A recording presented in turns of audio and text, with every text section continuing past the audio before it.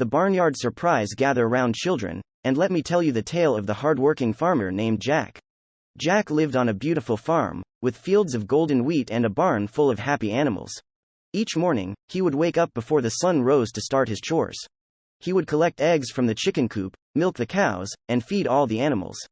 After breakfast, Jack would head out to the fields with his trusty hoe in hand. He tilled the soil, planted seeds, and pulled weeds for hours under the hot sun. When lunchtime came, Jack would sit under a tall oak tree and eat a humble meal of bread and cheese. In the afternoon, Jack tended to the vegetable garden, trimmed the hedges, and repaired fences. By dinner time, he was exhausted.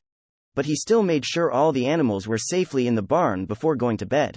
This was Jack's life, day in and day out. It was hard work, but he took pride in growing the food that fed the whole village. One evening, after Jack had climbed into bed, he heard a loud crash outside. He jumped out of bed and saw that the barn door had blown open in the wind. All the animals were running out. Jack hurried to get dressed and rushed outside. He had to catch all the animals before they ran too far away.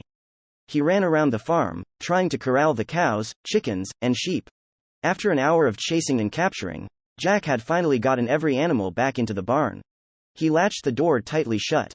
Exhausted, Jack went back to the house and fell into bed. The next morning when Jack woke up, he was surprised to find his animals had already been fed. The cows were milked, eggs were collected, and the barn was clean. Jack scratched his head in confusion. Who could have done all this? Just then, he heard laughter coming from the barn. Jack went inside and couldn't believe his eyes. All the village children were there, working together to tend the animals. "We wanted to thank you for all your hard work, Jack," said one boy, petting a cow. "You always help the village, so today we wanted to help you."